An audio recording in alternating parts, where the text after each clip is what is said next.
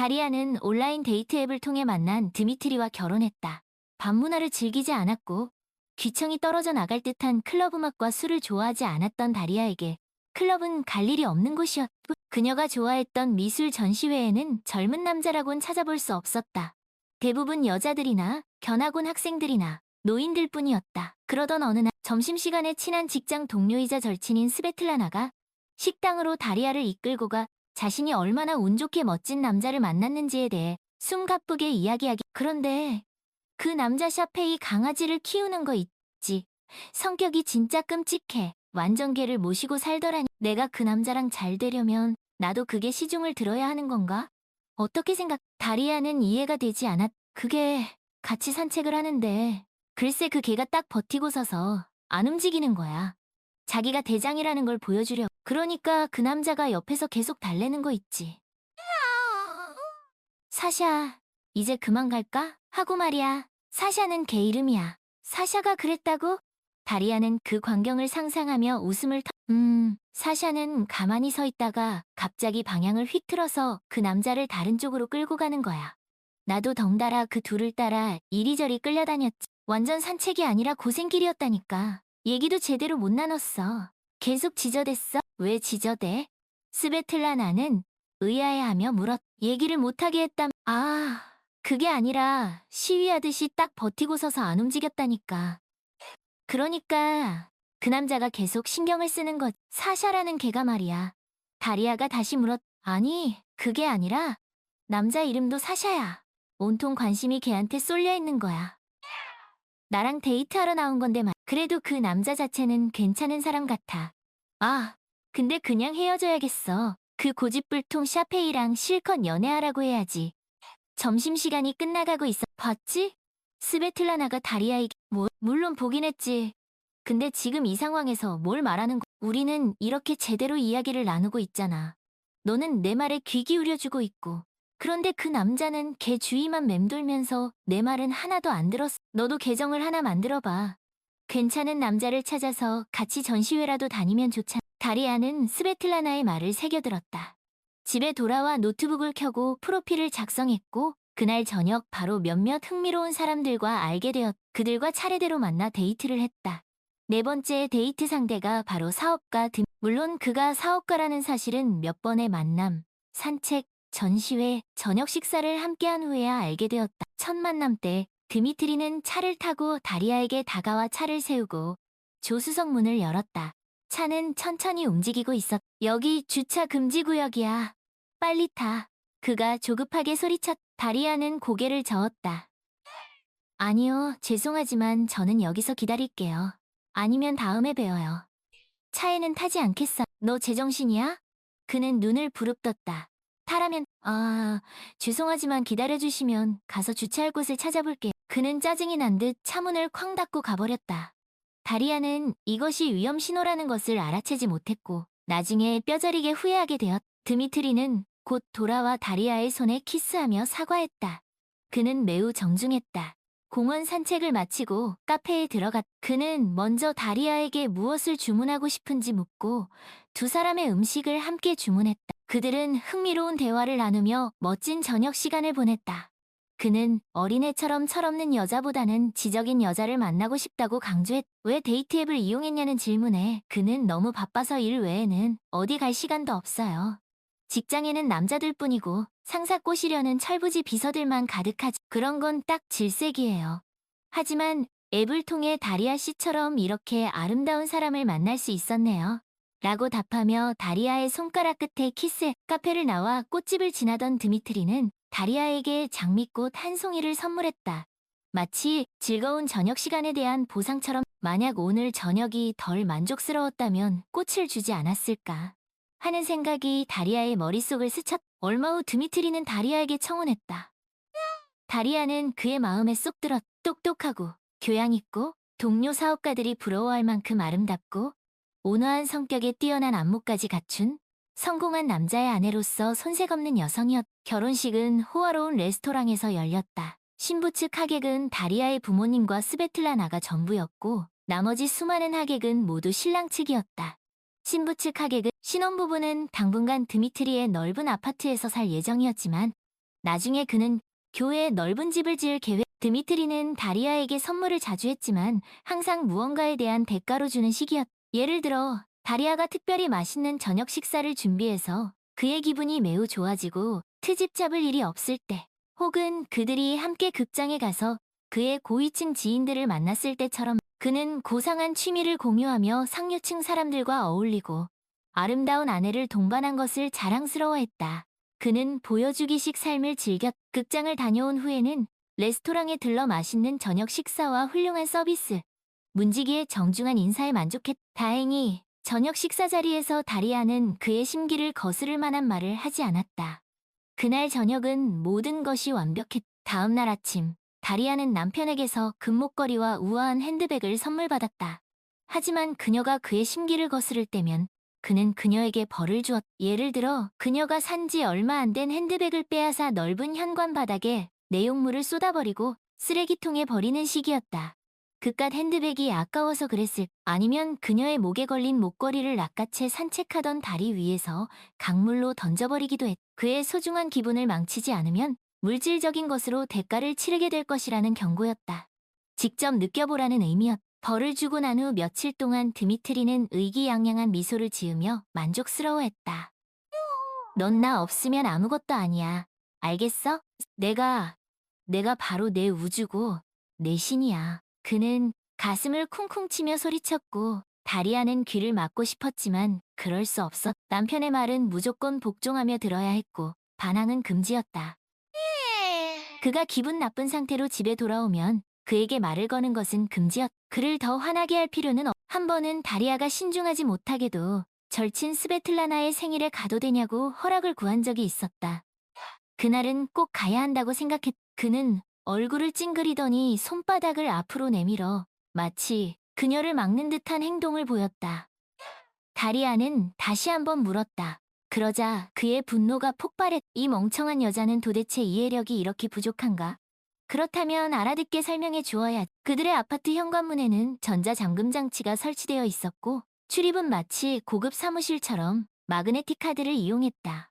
드미트리는 현관으로 돌아와 입구에 있는 서랍 위에 놓여있던 다리아의 핸드백을 집어들고 지퍼를 확 열어 그 안에 있던 모든 것을 늘 그렇 바닥에 쏟아버렸다. 그리고 떨어진 카드 중 하나를 집어들어 자신의 가슴 주머니에 넣었. 이 모든 행동은 단 한마디 말도 없이 오직 다리아의 눈을 똑바로 쳐다보며 시위하듯 이루어졌다. 내 생일은 이걸로 끝이다라는 메시지였. 다리아는 얼어붙었고 두 손은 힘없이 축 늘어졌다.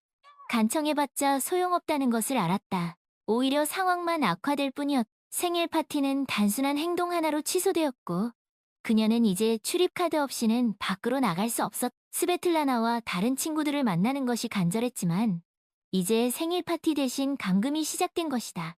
침실로 들어서자 남편은 밖에서 문을 잠가버렸. 그가 처음 이런 행동을 했을 때 다리아는 처음에는 항의했지만 상황은 더 나빠지기만 했다. 그는 잠시 동안 심술을 부리다가도 그날 저녁에는 문을 열어주곤 했. 하지만 그날은 그녀의 저항 때문에 다음날 아침까지 갇혀 있어야 했다. 이번에는 다리아는 그저 한숨을 쉬고 문에서 멀어졌다. 어차피 문을 두드려도 소용없었. 다행히 핸드폰을 핸드백에 넣어두지 않아서 스베틀라나에게 전화해서 이야기라도 나눌 수 있. 남편은 복도에서 침실문 근처를 서성이며 아내가 굴욕적인 복종 의식을 깨고 나와 그에게 더 큰 고통을 주기를 바랐다. 하지만 다리아는 쥐 죽은 듯 조용히 있었다. 이제 요령을 터득했나 보군. 재미없게. 그는 실망하며 서재에 가서 잠을 청했다. 아내가 오늘은 순순히 벌을 받았지만 그래도 아침까지는 풀어주지 않을 생각이었다. 서재에도 푹신한 가죽 소파가 있어서 넓은 침대가 아니더라도 편안하게 잘 수 있었다. 하지만 내일 아침 아내는 남편을 소파에서 자게 하고 편안한 잠자리를 빼앗은 것에 대한 대가를 톡톡히 치르게 될 것이었다. 게다가 그녀의 끝없는 아르마니와 구찌 쇼핑을 위해 돈을 벌어야 하는 그에게 말이다. 이러한 생각들이 드미트리의 머릿속에서 윙윙거리며 관자놀이를 짓눌렀고 고집스럽고 이기적인 아내의 잘못에 대한 분노를 더욱 키웠다. 다리아는 넓은 부부 침대에 웅크리고 앉아 자신의 인생이 어쩌다 이렇게 되었는지 생각했다. 어떻게 이런 일이 일어났는지, 언제부터 이렇게 되었는지, 언제부터 자신이 이렇게 무기력하고 말 한마디 못하는 희생자가 되었고 남편은 거대한 폭군으로 변해버렸는지 그 시점을 놓쳐버린 것 같았다. 그녀는 친구에게 전화를 걸어 생일 파티에 가지 못하게 된 것을 사과하고 그동안 가족에게 무슨 일이 있었는지 털어놓았다. 전에는 부끄러워서 숨겨왔던 이야기였다. 스베틀라나는 경악하며 즉시 이혼하고 그 미치광이에게서 벗어나야 한다고 소리쳤다. 스베틀라나, 난 그 사람이 무서워. 집에서 나가지도 못하게 하는데 이혼은 무슨. 그는 절대 날 놔주지 않을 거야. 말도 안 돼. 이건 무슨 중세시대도 아니고 넌 그 사람을 몰라. 난 그 사람이 무섭다고. 다리아는 되풀이했다. 아무튼 내일 그 사람이 없을 때 짐 챙겨. 내가 데리러 갈게. 내 집에서 지내면서 이혼 소송을 제기해. 만약 그가 난동을 부리거나 쫓아오면 경찰에 신고하면 돼. 다음 날, 다리아는 드미트리가 드디어 회사로 출근하기를 애타게 기다렸다. 그는 마치 그녀의 조급함을 눈치챈 듯 부엌에서 현관에서 계속 서성거렸다. 그러다 마침내 그녀의 뺨에 키스하고 말했다. 잘 있어, 잘 다녀와요, 여보. 좋은 하루 보내세요. 이 말은 매일 아침 반드시 해야 하는 말이었. 만약 남편에게 좋은 하루를 보내라는 말을 잊으면 그날은 틀림없이 그에게 나쁜 하루가 될 것이었다. 그리고 저녁에는 그에 대한 책임을 져야 했다. 그 모든 잘못은 누구에게 있을까? 당연히 그녀였. 드미트리가 나가자 다리아는 떨리는 손으로 재빨리 짐을 챙기며 집안을 부산스럽게 돌아다녔. 꼭 필요한 물건, 그리고 그가 아직 분풀이로 부숴버리지 않은 그녀가 가져온 물건들만 챙겼다.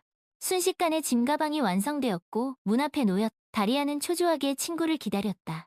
스베틀라나는 오전 근무만 하고 오후에는 휴가를 내어 다리아를 데리러 오기로 했. 다리아는 택시를 불러 직접 회사로 갈 수도 있었지만 어제 그렇게 약속했기 때문에 꼭 참고 기다렸. 그때 엘리베이터 문이 열리는 소리가 들렸다. 누군가 온 것이다. 스베틀라나일까? 하지만 전자잠금 장치가 열리는 소리가 들렸다. 드미트리였. 다리아는 미처 짐 가방을 숨기지 못했다. 그는 들어오자마자 가방을 발견했. 이게 다 뭐지? 드미트리가 으르렁거렸다. 아침부터 아내가 무슨 꿍꿍이가 있나 했더니 출근하자마자 이상한 느낌이 들어서 와봤. 남편은 무시무시한 얼굴로 다리아에게 다가왔고 그의 눈은 붉게 충혈되어 있었다. 그녀는 공포에 질려 가느다란 비명을 지르며 손으로 얼굴을 가렸. 그때 다른 엘리베이터 문이 열리는 소리가 들렸다. 아파트 문이 활짝 열려 있었기 때문에 그들은 곧장 현관으로 들어왔. 안녕하세요. 스베틀라나는 분노에 찬 남자를 진정시키기 위해 일부러 큰 소리로 인사했. 안녕하세요. 드미트리는 이를 악물고 대답했다. 그는 이런 상황을 예상하지 못했. 오늘은 그 고집불통 아내를 제대로 손봐주려고 했는데 얼마나 세게 때려줄지 생각만 해도 주먹이 근질거렸다. 그는 자신도 모르게 주먹을 꽉 쥐었. 그러지 않는 게 좋을 거예요. 스베틀라나가 경고했다. 걔는 상황을 예민하게 감지하고 낮게 으르렁거리며 그녀의 말을 뒷받침했. 스베틀라나의 남자친구가 조용히 안 돼라고 명령했. 든든한 지원군 덕분에 드미트리는 섣불리 행동할 수 없었다. 그는 자신의 폭력에 아무 말 없이 굴복하는 온순한 아내에게만 강했고 사실은 겁쟁이였. 그는 한숨을 내쉬며 억지 웃음을 지었다. 무슨 말씀이세요? 제가 그럴 리가 있겠어요. 그래요? 그럼 다행이고. 다리야, 준비됐으면 가자. 스베틀라나는 큰 짐 가방을 끌고 바퀴 소리를 요란하게 내며 밖으로 나갔. 드미트리는 화를 참지 못하고 휴대폰을 벽에 던졌다. 뭐라도 부수고 싶은 심정이었다. 그 뻔뻔한 여자가 끼어들어 기분을 망쳐놓았고 이제 화풀이할 대상도 사라져버렸다. 이혼은 금방 끝났. 다리아는 남편의 재산에 대해 어떤 요구도 하지 않았다. 스베틀라나는 그녀가 잘 해냈다고 생각했다. 짓눌려 억눌렸던 다리아는 조금씩 예전의 모습을 되찾아갔다. 다 괜찮아질 것이. 다리아는 앞으로 어디서 살지 고민해야 했다. 친구에게 계속 신세를 질 수는 없었고 그녀에게도 자신의 삶이 있었. 작은 도시에 사는 부모님께 돌아가는 것도 좋은 선택지는 아니었다. 결혼하고 1년 후 다리아는 필요 없다고 생각하여 자신의 아파트를 팔았. 지금 와서 후회했지만 이미 돌이킬 수 없었다. 돈은 그녀의 은행 계좌에 있었지만 루블로 예금되어 있었다. 지금 그 돈으로는 아파트를 살 수 없었. 하지만 대출을 받는다면 어떻게든 해결할 수 있을 것이다. 그녀는 친구에게 자신의 생각을 털어놓았지만 스베틀라나는 고개를 저었. 대출은 웬만하면 받지 마. 무슨 일이 생기면 마지막 남은 것까지 다 잃을 수 있어. 내가 필요한 만큼 보태줄 테니까. 다리아는 친구를 껴안고 눈물을 흘렸다. 고마워. 정말 고마워. 네가 날 살렸어. 그녀는 오래된 아파트 단지에서 집을 구했다. 오래된 건물이지만 위치는 좋았. 최근 할머니가 돌아가시고 유언에 따라 집을 상속받은 손자가 집을 팔려고 내놓은 것이다. 그는 다른 도시에 살고 있어. 다리아는 가구를 서둘러 사지 않았다. 먼저 집을 수리하고 싶었고 덩치 큰 가구들은 오히려 방해가 될 뿐이었다. 그녀는 우선 탄탄한 매트리스만 주문했. 방은 밝은 색으로 칠하고 욕실과 부엌벽에는 끔찍한 갈색 테두리가 있는 파란색 패널 대신 제대로 된 타일을 붙이고 싶었. 수리가 끝나지 않았고 당연히 가구도 들여놓지 않았기 때문에 다리아는 바닥에 깔아놓은 매트리스에서 잠을 잤다. 그리고 벌써 며칠째 매일 새벽이면 금발머리의 청년이 침실로 들어와 그녀의 매트리스 곁을 서성이며 한숨을 쉬었다. 그의 발밑에서 오래된 마룻바닥이 삐걱거렸. 그는 항상 같은 자리에 멈춰 섰다. 그는 다리아를 무섭게 하지는 않았다. 그녀는 뭔가 이상하다는 생각조차 하지 못했. 아침이 되면 그녀는 그것이 꿈이었다는 것을 깨달았다. 실제로 그런 청년은 없었. 하지만 다음 날 밤 그는 다시 찾아와 서성이며 한숨을 쉬었고 마룻바닥은 삐걱거려. 다음 날 아침 다리아는 무릎을 꿇고 바닥의 그 부분을 샅샅이 조사했다. 굵은 바늘로 틈새 하나하나를 찔러보다가 바늘이 쑥 들어가는 틈을 발견해. 그녀는 칼을 가져와 칼날로 마룻바닥 한 조각을 들어 올렸고 그 밑에 상자처럼 생긴 빈 공간을 발견했. 조심스럽게 흔들어 두 번째 조각을 떼어내고 바닥 밑 공간에서 큰 꾸러미와 작은 꾸러미를 꺼냈다. 그리고 마룻바닥 조각들을 제자리에 돌려놓아. 마치 그곳에 아무것도 없었던 것처럼 감쪽 같았. 다리아는 발견한 것을 들고 부엌으로 가서 식탁 위에 올려놓고 살펴보았다. 큰 꾸러미에는 엄청난 양의 달러 지폐가 들어있었고 묵직한 벽돌 같았다. 지폐 묶음은 종이띠로 묶여 있었다. 도대체 얼마인지 세어보는 데만 해도 한참 걸릴 것 같았다. 그녀는 한 묶음만 세어보고 곱하기로 계산하기로 했. 총 10묶음이었고 한 묶음에 10달러였다. 무려 100달러나 찾은 것이다. 그녀는 손뼉을 치고 환호성을 질렀다. 감정이 벅차올랐다. 작은 꾸러미 안에는 또 다른 꾸러미가 있었고 그 안에는 USB 메모리가 들어있는 주머니가 있었다. 다리아는 바로 USB 메모리를 노트북에 꽂아 내용을 확인해. 목록, 이름, 주소, 그리고 숫자들. 아마도 아무나 계좌번호인 것 같아. 이게 도대체 무슨 일이지? 다리아는 아파트 현관을 나서다가 마주친 1층 이웃에게 조심스럽게 물었다. 혹시 이 집에 누가 살았었는지 아세요? 왜? 무슨 일인데? 이웃은 의심스러운 눈초리로 물었. 아, 그냥 이 집에 살게 되어서요. 다리아는 아무렇지 않은 척, 무심한 척 대답하려고 애써. 하지만 남의 사생활에 참견하고 쑥덕거리기 좋아하는 이웃은 이미 참을 수 없다는 듯 목소리를 낮추고 은밀하게 속삭이기 시작했. 젊은 컴퓨터 전문가, 그 프로그래머가 살았었어. 그러니까 집을 산 건 아니고 죽은 티모페 에브나한테 새들어 살았. 티모페 에브나는 시골에 살았고 미시카라는 아들이 거기 있었어. 지금은 그 손자가 집도 팔고 이 아파트도 팔았지. 그래서 아, 네. 여기서 꽤 오래 살았다고 하던데요. 4년인가 5년인가. 그러다 살해당했어. 벌써 1년쯤 됐지. 네? 정말요? 다리아는 깜짝 놀라 소리쳤다. 무슨 갱단하고 얽혀서 그렇게 됐다나 봐. 나중에 그 사람들이 와서 온 집안을 뒤지고 다 뜯어내고 뭔가 찾던데. 근데 아무것도 못 찾은 걸 보면 아무것도 없었던 거겠지. 불쌍한 청년만 헛되이 죽은 거지. 이웃은 손뼉을 치며 말했다. 아이고, 나도 참 너랑 얘기하다 보니 가스레인지에 올려놓은 국이 다 졸아버렸겠네. 그녀는 쟁걸음으로 현관으로 들어가며 슬리퍼 끄는 소리를 냈다. 저기, 그 사람 이름이 뭔지 알 수 있을까요? 다리아가 뒤따라가 물었지만, 하지만 다리아는 포기하지 않았다. 그 청년에 대해 뭐라도 알아내기로 결심했다. 우선 이름이라도 알아내서 성당에 가서 그의 영혼을 위해 기도하고 추모 예배를 드려야겠다고 생각했다. 그가 왜 자신에게 찾아오는지, 아직 이 세상을 떠나지 못한 것인지, 그렇다면 도움을 청하고 있는 것일지도 몰랐다. 그녀는 마침내 그의 이름이 발레리 루츠키라는 것을 알아냈다. 그리고 스베틀라나에게 도움을 청했다. 부탁이 있는데 어떤 사람, 아니 정확히는 어떤 사람이 예전에 어디에 살았고 어디에 묻혔는지 찾아봐 줄 수 있어? 네.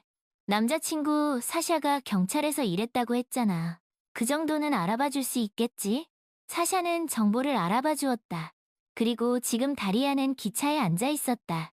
그녀는 발레리가 도시로 오기 전까지 살았고 그가 묻힌 그 마을로 가고 있었다. 왜 가는지 그녀 자신도 잘 몰랐다. 어쩌면 발레리의 무덤에 가보고 싶은 것일지도 몰랐다. 그가 그녀에게 찾아왔으니 그녀도 그를 찾아가 작별 인사를 하고 싶었다. 마을에 도착한 그녀는 지나가는 할머니에게 묘지가 어디인지 물었다. 그리고 발레리 루츠키가 묻힌 곳을 찾아 나섰다. 경비원이 알려주었다. 그가 덧붙여 말했다. 마침 그 사람 형이 와서 묘지 정리하고 새 조화도 달아주고 갔어요. 다리아는 괜히 멋쩍어졌다. 꽃도 조화도 가져오지 않았기 때문이다. 찾아왔다고 하기에도 민망하네. 하지만 그녀는 여전히 그곳으로 향했고 가방에 있던 과자 한 봉지와 초콜릿 한 조각, 사탕 한 봉지를 묘지에 놓고 가기로 했다. 묘지 울타리에 다다르자 젊은 남자가 등을 돌리고 서서 십자가에 걸린 조화를 만지고 있었다. 그가 돌아섰을 때 다리아는 하마터면 비명을 지르고 도망칠 뻔했다. 꿈속에서 그녀를 찾아왔던 그 죽은 청년이 살아 돌아온 것 같았다. 그는 그녀가 공포에 질려 창백해진 것을 보고 재빨리 말했다. 저는 발레라의 동생 블라디미르입니다. 놀라게 해서 죄송합니다. 아, 맞다. 경비원이 말했었지. 그녀는 바보같이 겁에 질려 하마터면 큰 실수를 할 뻔했다. 다리아는 고인의 명복을 빌며 간식을 꺼내놓고 사진을 바라보며 잠시 말없이 서 있었다. 젊고 잘생겼는데 안타깝네. 한창 살 나이인데. 블라디미르는 한쪽에 조용히 서서 그녀를 방해하지 않았다. 그리고 다리아가 출구 쪽으로 향하자 그가 그녀를 배웅하기 위해 따라 나섰다.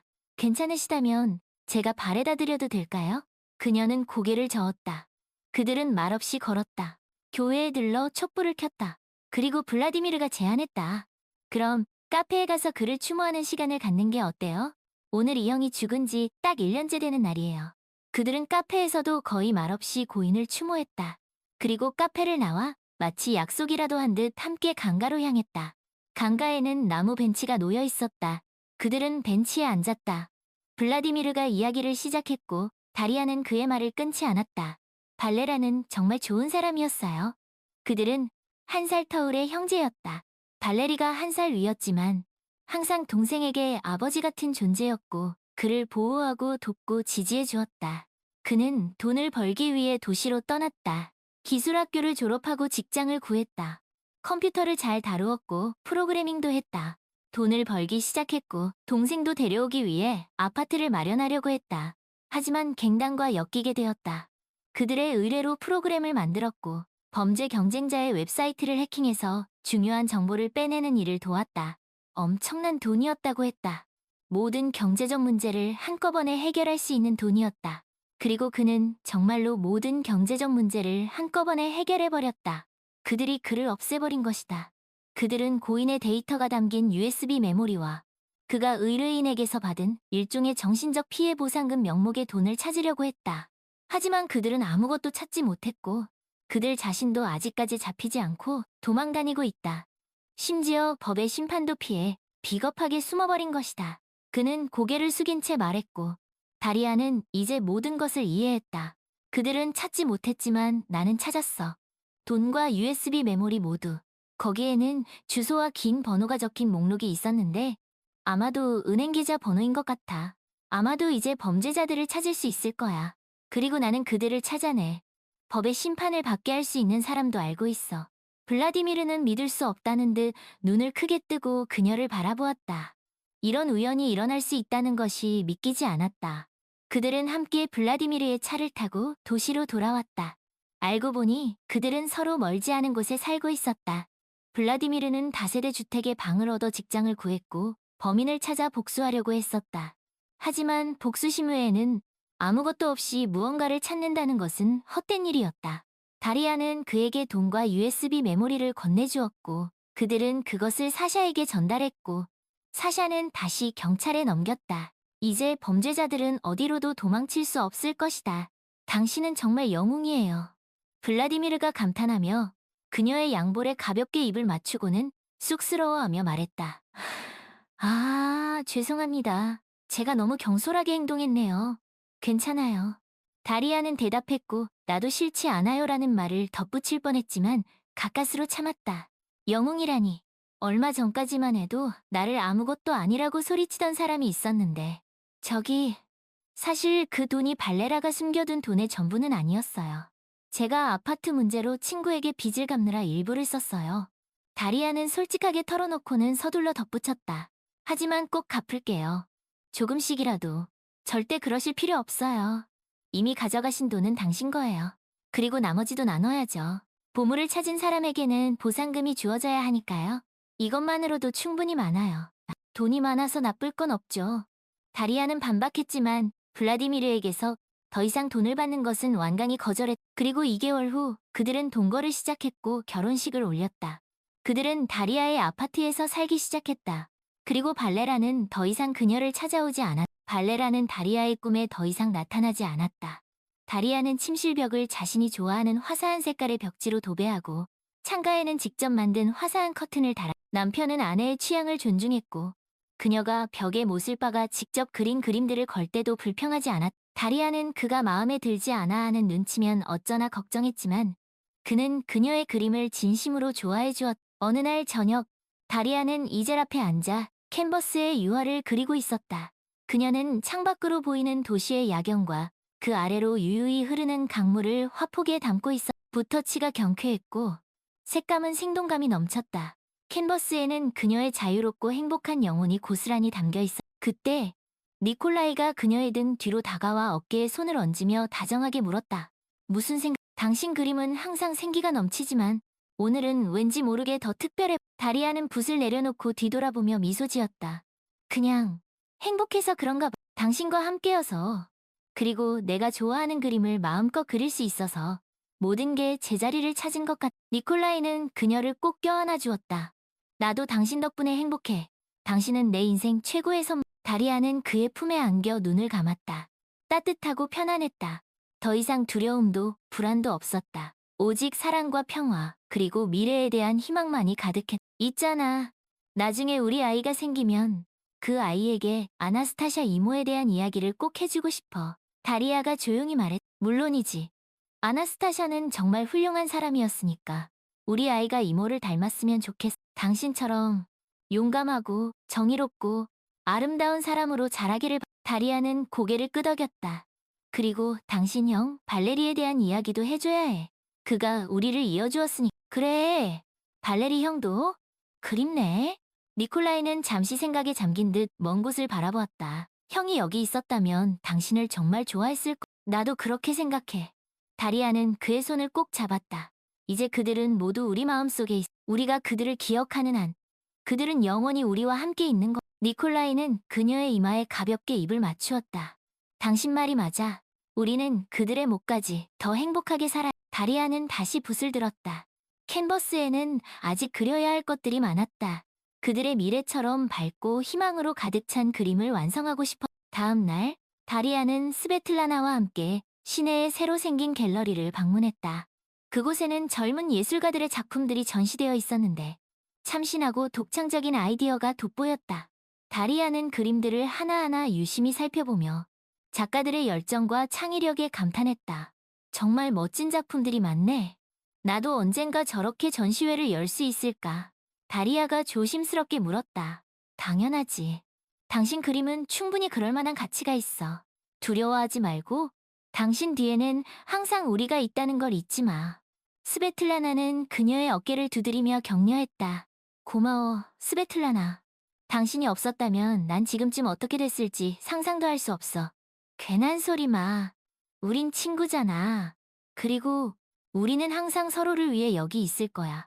그나저나 니콜라이는 잘 지내. 응, 잘 지내. 니콜라이는 정말 좋은 사람이야. 나를 진심으로 아껴주고 내 꿈을 응원해줘. 그를 만난 건 정말 행운이야. 다리아는 수줍게 웃었다. 그거 정말 다행이네. 두 사람 오래오래 행복하길 바라. 스베틀라나는 진심을 담아 말했다. 두 사람은 갤러리를 나와 근처 카페에 들렀다. 따뜻한 햇살이 내리쬐는 테라스에 앉아 커피를 마시며 그동안 못다한 이야기를 나누었다. 그런데 드미트리는 어떻게 됐어? 그 사건 이후로 소식 들은 거 있어? 다리아가 조심스럽게 물었다. 들었어. 드미트리와 이고르는 꽤 오랫동안 감옥에서 지내게 될 거야. 그동안 저지른 범죄에 대한 대가를 톡톡히 치르게 되겠지. 특히 아나스타샤를 살해한 혐의는 쉽게 벗어나기 어려울 거야. 스베틀라나가 씁쓸한 표정을 지었다. 그래도 그들이 잡혀서 다행이야. 더 이상 다른 피해자가 생기지 않을 테니까. 그러게 말이야. 세상에는 참 무서운 사람들이 많은 것 같아. 그래도 니콜라이 형제 같은 좋은 사람들도 있으니까 너무 걱정하지 마. 스베틀라나는 다리아의 손을 꼭 잡아주었다. 맞아. 니콜라이와 당신 덕분에 나는 다시 일어설 수 있었어. 정말 고마워. 두 사람은 한참 동안 이야기를 나누었다. 서로의 고민을 털어놓고 위로하고 격려하며 우정을 더욱 깊이 다져갔다. 다리야, 우리 이제 슬슬 일어나야 할 것 같아. 나 저녁에 약속이 있거든. 스베틀라나가 시계를 보며 말했다. 벌써 시간이 그렇게 됐네. 아쉽지만 다음에 또 만나자. 다리아는 아쉬운 마음을 감추지 못했다. 그래, 조만간 또 보자. 그리고 전시회 꼭 열어. 내 그림 정말 훌륭하니까. 두 사람은 헤어지고 각자의 길을 향해 걸어갔다. 다리아는 집으로 돌아오는 길에 왠지 모를 벅찬 감정을 느꼈다. 앞으로 펼쳐질 미래에 대한 기대감, 그리고 새로운 시작에 대한 설렘이었다. 집에 도착한 다리아는 캔버스와 붓을 꺼내들었다. 오늘 갤러리에서 보았던 작품들, 그리고 스베틀라나와의 대화가 그녀에게 새로운 영감을 주었다. 그녀는 캔버스에 무엇을 그릴지 고민하다가 문득 창밖으로 보이는 풍경에 시선이 멈췄다. 저녁 노을이 붉게 물든 도시의 모습은 마치 한 폭의 그림처럼 아름다웠다. 다리아는 붓을 들어 캔버스에 그 풍경을 담기 시작했다. 그녀의 붓놀림은 이전보다 훨씬 더 자유롭고 과감해졌다. 두려움과 망설임은 사라지고 오직 그림에 대한 열정과 표현하고 싶은 감정만이 캔버스 위에 펼쳐졌다. 그렇게 한참 동안 그림에 몰두하던 다리아는 어느새 완성된 그림을 바라보며 옅은 미소를 지었다. 캔버스에는 붉은 노을빛으로 물든 도시의 풍경이 생생하게 담겨 있었다.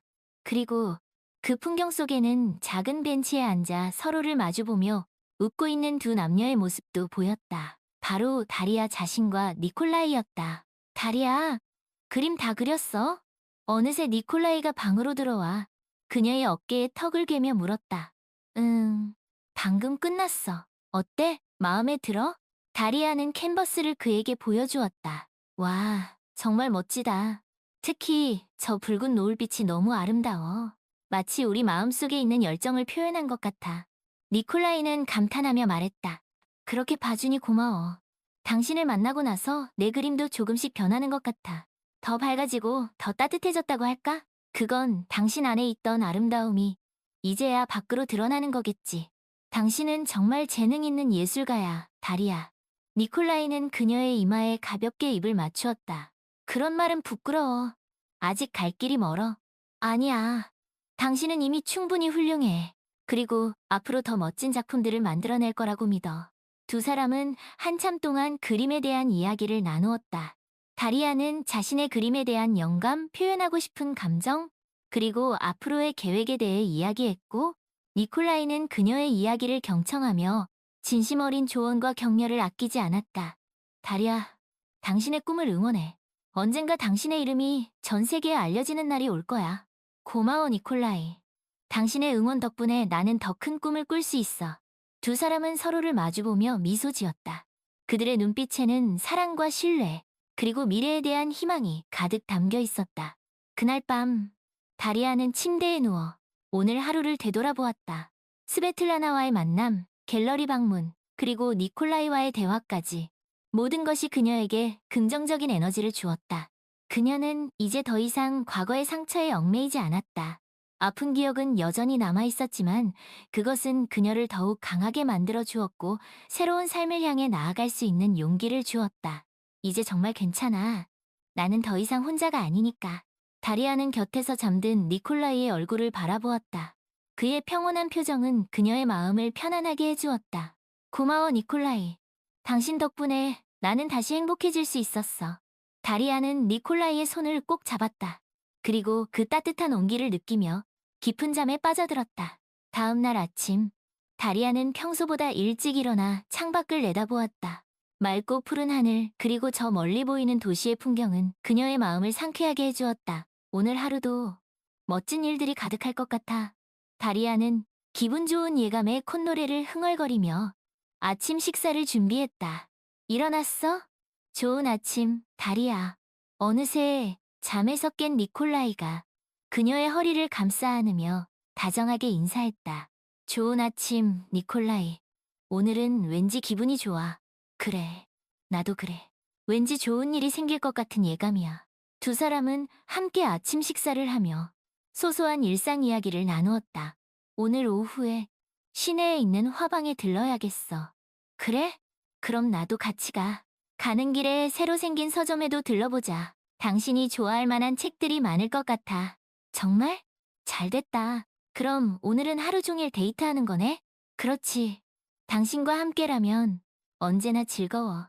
두 사람은 서로를 마주보며 행복한 미소를 지었다. 그런데, 다리야, 요즘 그림 그리는 거 어때?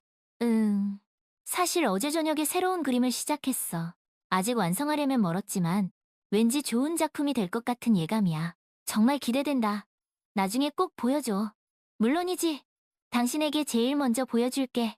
두 사람은 식사를 마치고 함께 외출 준비를 했다. 다리아는 캔버스와 물감을 담을 가방을 챙겼고 니콜라이는 그녀의 손을 잡고 집을 나섰다. 날씨 정말 좋다. 마치 우리 마음처럼 맑고 화창하네. 그러게. 이런 날은 왠지 어디론가 훌쩍 떠나고 싶어져. 그럼 우리 나중에 시간 내서 여행이라도 갈까? 당신이 좋아하는 바다도 보고 맛있는 것도 먹고 정말 생각만 해도 좋다. 그럼 우리 여행 계획도 세워봐야겠네. 두 사람은 손을 꼭 잡고 거리를 걸었다. 따뜻한 햇살, 시원한 바람, 그리고 서로의 온기가 느껴지는 완벽한 봄날이었다. 화방에 도착한 다리아는 캔버스와 물감, 붓 등 필요한 재료들을 꼼꼼히 골랐다. 니콜라이는 그녀의 옆에서 이것저것 조언을 해주며 그녀의 선택을 도왔. 이 캔버스, 질감이 참 좋아 보이는데 어때? 괜찮은 것 같아. 이걸로 할래. 물감은 이 색깔이 더 낫지 않을까? 당신 그림에 잘 어울릴 것 같아. 그래? 그럼 그것도 같이 사야겠다. 두 사람은 화방을 나와 근처에 있는 서점으로 향했다. 서점 안은 은은한 커피향과 책 냄새로 가득했다. 다리아는 서가 사이를 거닐며 흥미로운 책들을 구경했다. 여기 미술 관련 서적이 많네. 당신에게 도움이 될 만한 책들이 많을 것 같아. 정말 어디 한번 볼까? 다리아는 서가에서 책 한 권을 꺼내 꼼꼼히 살펴 보았다. 이 책 정말 마음에 드는데 구도와 색채에 대한 설명이 자세하게 나와 있어. 나중에 그림 그릴 때 참고하면 좋겠다. 잘 됐네. 그럼 그 책도 사자. 정말? 고마워, 니콜라이. 당신이니까 당연하지. 당신이 좋아하는 모습을 보는 게 나에게는 가장 큰 행복이야.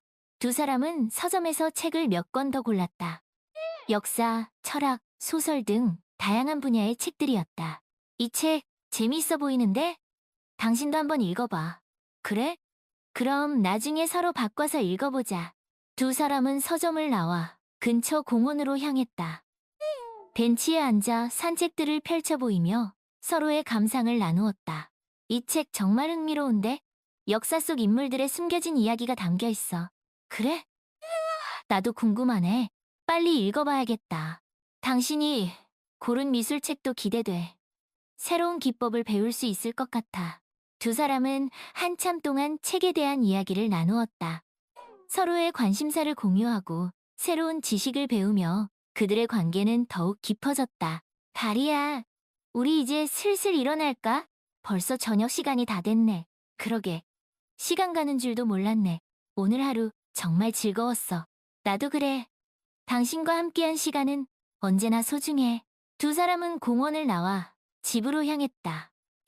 저녁 노을이 붉게 물든 하늘은 마치 한 폭의 그림처럼 아름다웠다. 오늘 저녁은 내가 맛있는 요리 해줄게. 당신이 좋아하는 파스타 만들어줄까? 정말 기대되네. 그럼 나는 옆에서 도와줄게. 두 사람은 함께 저녁 식사를 준비했다. 주방에는 맛있는 음식 냄새와 두 사람의 웃음소리가 가득했다. 다리야, 당신은 정말 요리도 잘하는구나. 못하는 게 뭐야? 칭찬해줘서 고마워. 당신이 맛있게 먹어주니까 나도 기분이 좋아. 당연하지. 당신이 만들어준 음식은 세상에서 제일 맛있으니까. 두 사람은 식탁에 마주 앉아 와인 한 잔을 곁들여 저녁 식사를 즐겼다. 오늘 하루 어땠어? 즐거웠어? 정말 행복했어. 당신과 함께여서 모든 게 완벽했어. 나도 그래. 당신과 함께하는 매일이 나에게는 가장 큰 선물이야. 두 사람은 식사를 마치고 함께 설거지를 했다. 다리야, 우리 설거지 다 하고 나서 영화 볼까? 보고 싶은 영화 있어? 글쎄. 딱히 생각나는 건 없는데. 당신이 좋아하는 영화로 보자. 그래? 그럼 우리 예전에 보려고 했던 그 영화 볼까? 액션 영화인데 꽤 재미있다고 하던데. 좋아. 그럼 나 씻고 올 동안 영화 준비해줘. 알았어. 어서 씻고 와. 다리아는 욕실로 향했고 니콜라이는 영화를 볼 준비를 했다. 잠시 후 다리아는 씻고 나와 니콜라이 옆에 앉았다. 두 사람은 담요를 덮고 서로에게 기대어 영화를 보기 시작했다. 영화는 꽤 흥미진진했다. 긴장감 넘치는 장면에서는 서로의 손을 꼭 잡았고 유머러스한 장면에서는 함께 웃음을 터뜨렸다. 영화 재밌는데? 당신 영화 고르는 안목이 있네. 그러게. 생각보다 더 재미있네. 당신도 좋아하니 다행이야. 두 사람은 영화에 푹 빠져 시간 가는 줄도 몰랐다. 영화가 끝나고 시계를 보니 어느새 밤 11시가 다 되어 있었. 벌써 시간이 이렇게 됐네. 이제 슬슬 자야겠다. 그러게. 오늘 하루 정말 알차게 보낸 것 같아. 두 사람은 잠자리에 들었다. 다리아는 니콜라이의 품에 안겨 그의 심장 소리를 들으며 편안함을 느꼈다. 잘 자. 다리아, 좋은 꿈 꿔. 당신도 잘 자. 니콜라이. 사랑해. 두 사람은 서로의 이마에 가볍게 입을 맞추고 깊은 잠에 빠져들었다. 다음 날 아침, 다리아는 눈을 뜨자마자 캔버스와 붓을 꺼내들었다. 어젯밤 꿈에서 본 장면을 그림으로 그리고 싶었다.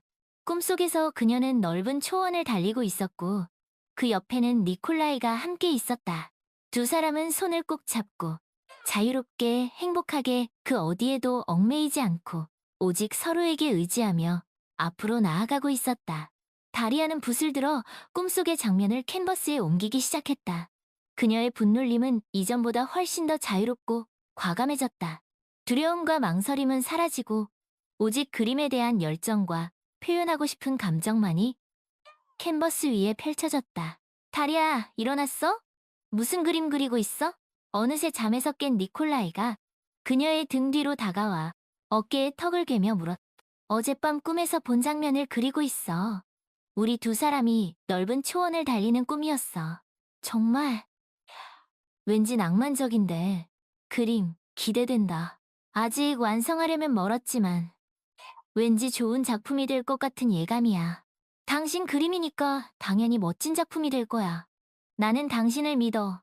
니콜라이는 그녀의 이마에 가볍게 입을 맞추고 그녀가 그림 그리는 것을 방해하지 않기 위해 조용히 방을 나섰다. 다리아는 한참 동안 그림에 몰두했다. 캔버스에는 꿈속의 장면이 생생하게 재현되고 있었다. 넓은 초원, 푸른 하늘, 그리고 그 위를 달리는 두 사람의 모습은 마치 한 편의 영화처럼 아름다웠다. 그림을 완성한 다리아는 캔버스에서 눈을 떼지 못한 채 한참 동안 그림을 바라보았다. 이 그림 정말 마음에 들어. 왠지 내 인생의 새로운 시작을 알리는 것 같아. 그녀는 그림에 자유라는 제목을 붙였다. 다리아, 그림 다 그렸어? 니콜라이가 방으로 들어와 그녀에게 물었다. 방금 끝났어. 어때? 마음에 들어? 다리아는 캔버스를 그에게 보여주었다. 와, 정말 멋지다. 마치 우리가 꿈속을 달리는 것 같아. 그림에서 자유로움이 느껴져. 그렇게 봐주니 고마워. 이 그림 우리 집에 걸어두면 어떨까? 좋은 생각이야. 이 그림을 볼 때마다 우리는 꿈과 희망을 잃지 않을 수 있을 거야. 두 사람은 그림을 거실 벽에 걸었다. 그림은 집안 분위기를 한층 더 밝고 따뜻하게 만들어 주었다. 다리아, 우리 이 그림처럼 항상 자유롭게 행복하게 살자. 그래, 니콜라이. 우리 함께라면 어떤 어려움도 이겨낼 수 있을 거야. 두 사람은 서로를 꼭 껴안고 미래에 대한 희망과 서로에 대한 사랑을 다시 한번 확인했다.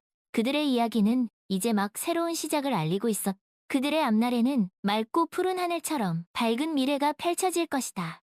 어느 날 다리아는 스베틀라나로부터 한 통의 전화를 받았다. 다리아, 잘 지내? 시간 있으면 우리 전시회 보러 갈래? 전시회? 무슨 전시회인데?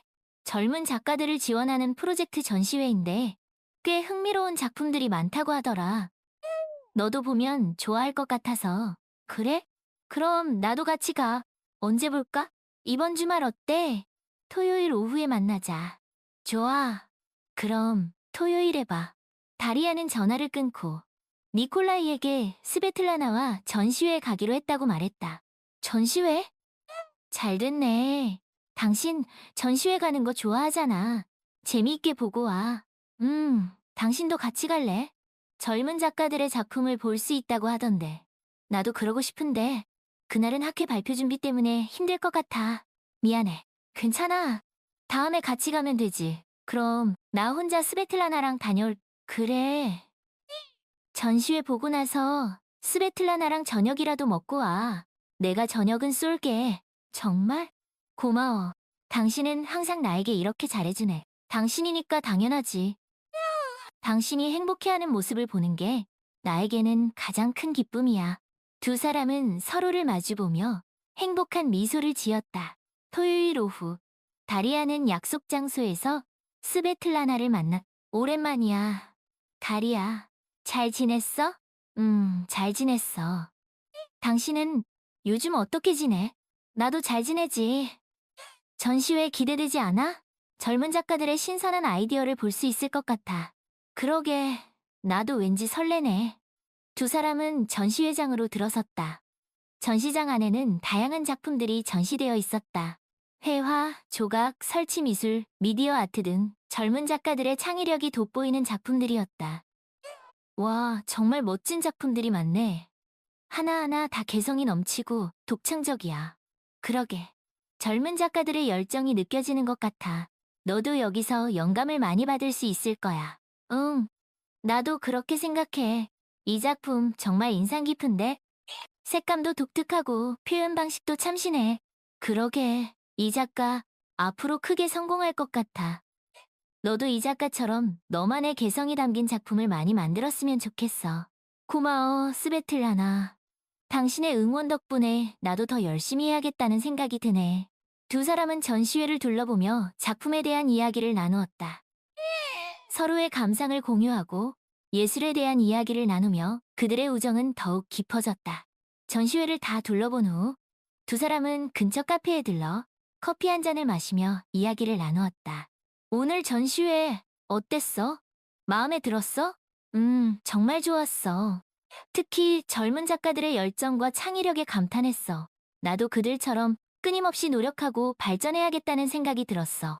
그래, 너라면 충분히 할 수 있어. 너는 재능도 있고 열정도 있으니까.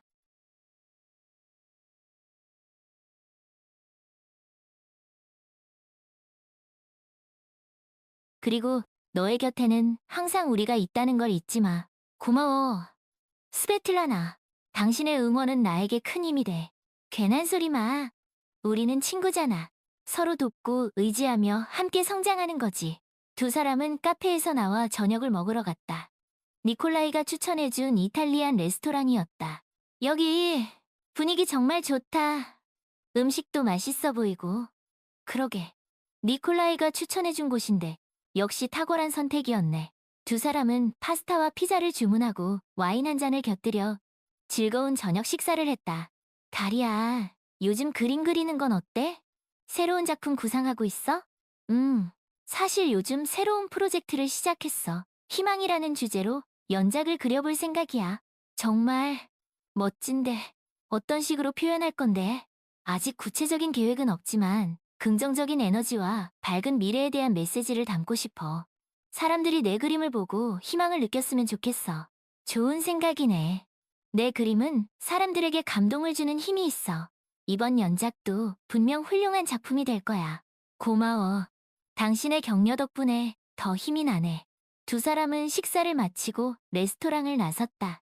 오늘 정말 즐거웠어.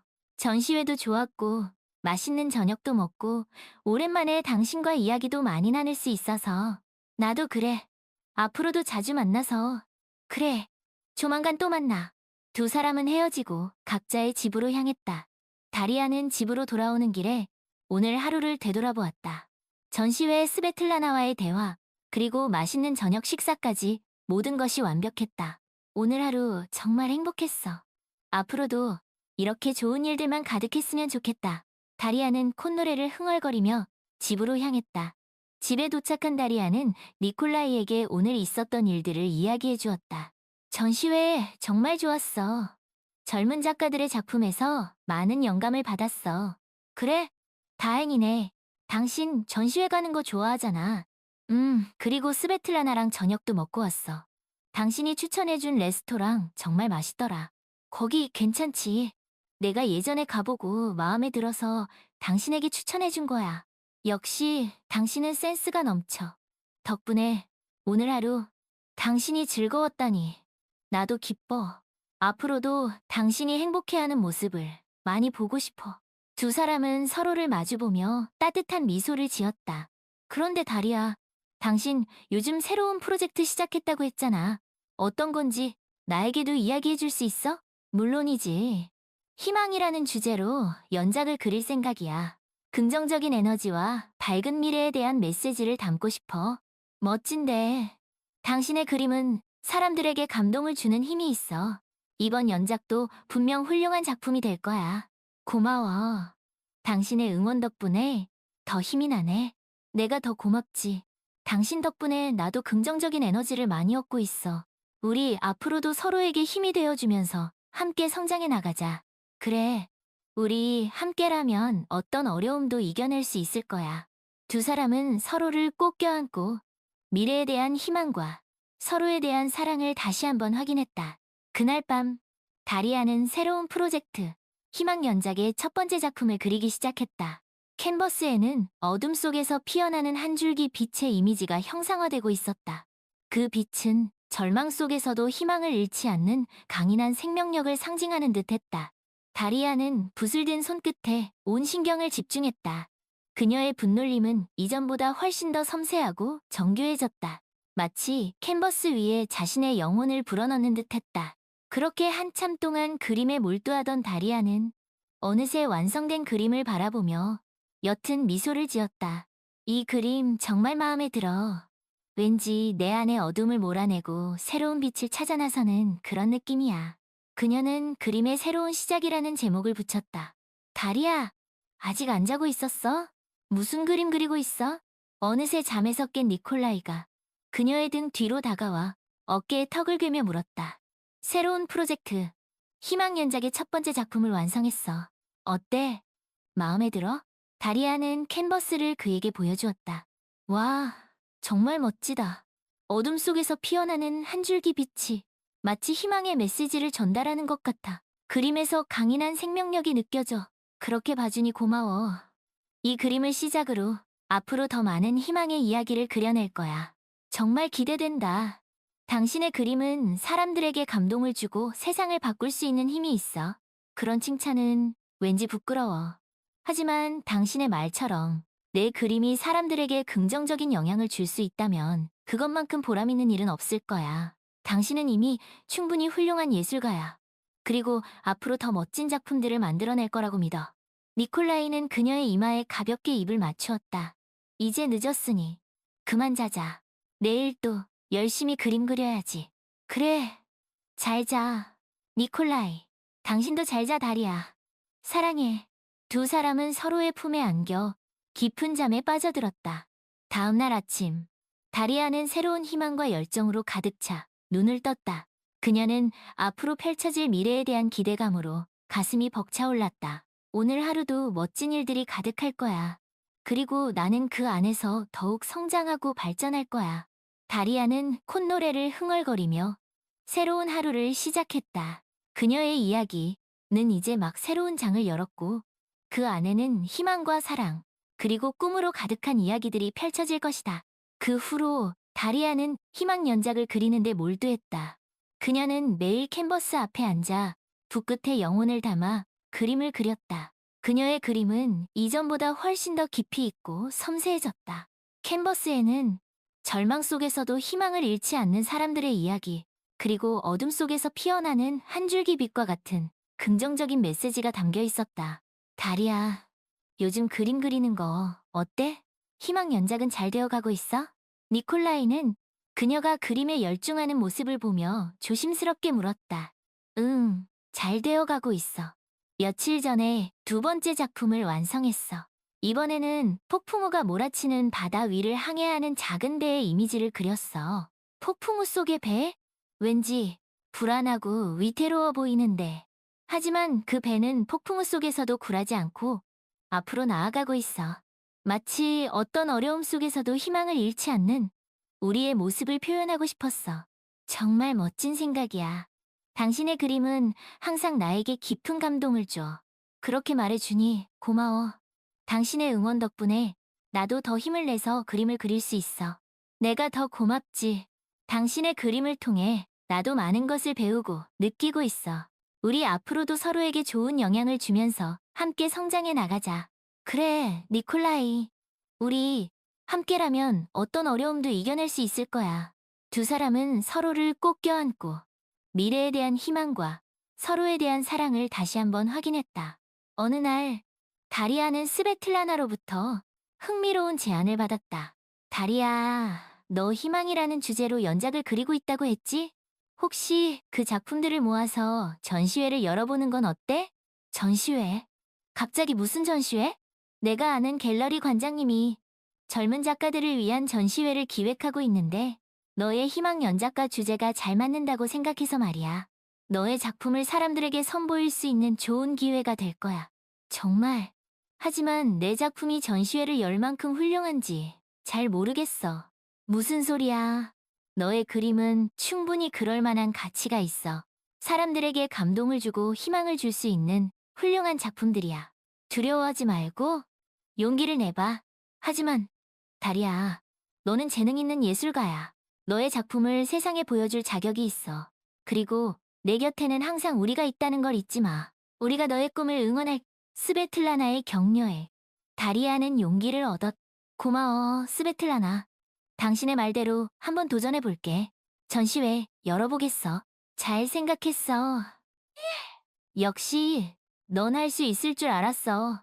전시회 준비 내가 도와줄게. 걱정하지 마. 정말 고마워. 당신이 없었다면 나는 이런 용기를 낼 수 없었을 거야. 괜한 소리 마. 우리는 친구잖아. 서로 돕고 의지하며 함께 성장하는 거지. 두 사람은 함께 전시회 준비를 시작했다. 다리아는 희망 연작 중에서 전시회에 선보일 작품들을 신중하게 골랐다. 스베틀라나는 갤러리 관장님과 연락을 주고받으며 전시회 일정과 홍보 계획을 세웠다. 다리아, 전시회 포스터 어떻게 만들면 좋을까? 너의 의견을 듣고 싶어. 글쎄, 희망이라는 주제가 잘 드러나도록 밝고 따뜻한 느낌으로 만들면 좋겠어. 그리고 내 그림 중에서 가장 인상적인 작품을 포스터에 넣는 건 어때? 좋은 생각이야. 그럼 새로운 시작 작품을 포스터에 넣는 건 어때? 어둠 속에서 피어나는 한 줄기빛의 이미지가 전시회 주제와 잘 어울리는 것 같아. 그래, 좋아. 그렇게 하지. 두 사람은 함께 전시회 포스터와 리플렛을 만들었고 SNS와 온라인 커뮤니티를 통해 전시회 소식을 전시회 준비는 순조롭게 진행되었다. 다리아는 자신의 작품이 많은 사람들에게 공개된다는 생각에 설렘과 동시에 긴장감을. 니콜라이, 나 전시회에 잘할 수 있을까? 사람들이 내 그림을 좋아해줄. 당연하지. 당신의 그림은 사람들에게 감동을 주고 희망을 줄 수 있는 훌륭한 작품들이야. 걱정하지 마. 당신은 잘 해낼 거야. 고마워, 니콜라이. 당신의 응원 덕분에 나도 용기를 낼 수 있어. 내가 더 고맙지. 당신의 꿈을 응원할 수 있어서 나도 행복해. 전시회 꼭 보러 갈게. 당신의 멋진 모습을 두 눈으로 직접 보고 싶. 그래, 꼭 와야 해.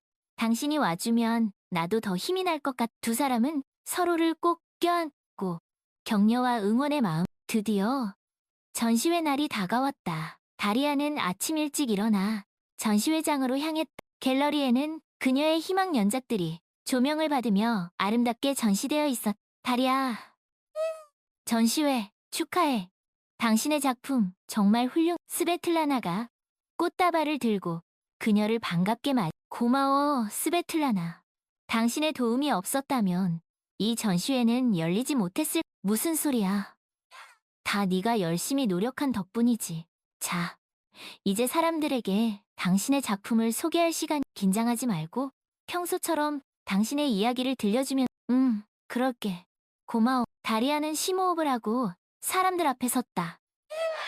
그녀는 자신의 작품에 담긴 의미와 희망이라는 주제를 선택한 이유에 대해 차분하게 설명했. 제 그림은 절망 속에서도 희망을 잃지 않는 사람들의 이야기를 담고 있습니다. 어둠 속에서 피어나는 한 줄기 빛처럼 우리 모두의 마음 속에는 밝은 미래를 향한 희망이 있다고 믿습니다. 제 그림을 통해 그 희망의 메시지를 전달하고 싶었습니다. 그녀의 이야기는 사람들의 마음을 움직였. 사람들은 그녀의 그림 앞에 서서 한참 동안 그림을 감상했고 그림에 담긴 긍정적인 에너지와 희망의 메시지에 공감했. 그림 정말 감동적이에요. 특히 새로운 시작 작품이 인상 깊었어. 어둠 속에서 피어나는 빛의 이미지가 마치 제 마음속에 있는 희망을 보는 것 같았어요. 제 그림을 통해 희망을 느끼셨다니 정말 기쁩니다. 다리아, 당신의 그림은 사람들에게 위로와 용기를 주는 힘이 있어요. 앞으로도 좋은 작품 많이 그려주세요. 네, 감사합니다. 앞으로도 사람들에게 희망을 줄 수 있는 그림을 그리기 위해 더욱 노력하겠습니다. 전시회는 성공적으로 끝났다. 많은 사람들이 다리아의 그림에 감동했고 그녀의 작품은 언론과 SNS를 통해 널리 알려지게 되었다. 다리아, 전시회 정말 축하해. 당신의 작품 많은 사람들에게 감동을 주었어. 정말 자랑스러워. 니콜라이는 전시회를 마치고 돌아온 그녀를 꼭 껴안으며 축하의 말. 고마워, 니콜라이. 당신의 응원이 없었다면 나는 이 모든 것을 해낼 수 없었을 것. 무슨 소리야. 다 네가 열심히 노력한 덕분이지. 나는 그저 당신의 곁에서 당신을 응원했을 뿐이. 그래도 당신은 나에게 가장 큰 힘이 되어 주었어. 당신은 나의 든든한 버팀목이자 나의 가장 소중한 친구야. 나에게도 당신은 그런 존재야. 당신은 나의 영혼의 동반자이자 나의 삶의 두 사람은 서로를 꼭 껴안고 깊은 사랑과 감사의 마음을. 그 후 다리아는 유명 화가로 성장했다. 그녀의 희망 연작은 전 세계 여러 도시에서 전시되었고 많은 사람들에게 감동과 희망을 주었다. 그녀는 그림을 통해 세상을 더 밝고 아름답게 만드는 데 기여하고 싶다는 자신의 꿈을 이루었다. 다리아, 당신의 그림은 이제 전 세계 사람들에게 희망을 주고 있어. 정말 자랑스러워. 어느 날 스베틀라나가 그녀의 작업실에 놀러와 축하의 말을 전해. 다 당신 덕분이야, 스베틀라나. 당신이 없었다면 나는 여전히 과거의 상처에 얽매여 아무것도 하지 못했을 것. 무슨 소리야. 다 네가 용기를 내고 끊임없이 노력한 덕분이지. 나는 그저 내 곁에서 너를 응원했을 뿐이. 그래도 당신은 나에게 가장 소중한 친구야. 언제나 내 곁을 지켜주고 나에게 힘을 주는 든든한 버팀목 같은 나에게도 너는 그런 존재야. 너는 나의 영원한 친구이자 나의 자랑스러운 예술. 두 사람은 오랜 우정을 다시 한번 확인하며 서로를 꼭. 다리아, 앞으로의 계획은 뭐야? 또 다른 전시회 준비하고 있어? 응, 지금 새로운 연작을 구상 중이야. 이번에는 사랑이라는 주제로 그림을 그려볼 생각이. 사랑? 왠지 더 로맨틱하고 아름다운 작품들이 나올 것 같은. 그렇게 봐주니 고마워. 사랑은 우리 삶에서 가장 중요하고 아름다운 감정 중 하나잖아. 그 아름다움을 그림으로 표현하고 싶어. 멋진 생각이야. 당신의 사랑 연작 정말 기대된다. 완성되면 나에게 제일 먼저 보여줘. 물론이지. 당신은 나의 가장 소중한 친구이자 나의 든든한 지원군이니. 두 사람은 앞으로의 계획에 대해 이야기하며 웃음꽃을 피웠. 시간이 흘러 다리아와 니콜라이는 결혼 10주년을 맞이했다. 두 사람은 그동안 서로에게 힘이 되어주며 행복한 결혼 생활을. 다리아, 우리 결혼한 지 벌써 10년이 됐네. 시간 참 빠르. 그러게. 10년 동안 당신과 함께여서 정말 행복했어. 나도 그래. 당신은 나의 삶의 동반자이자 나의 가장 소중한 친구. 앞으로도 우리 지금처럼 서로 사랑하고 의지하며 행복하게 그래, 니콜라이.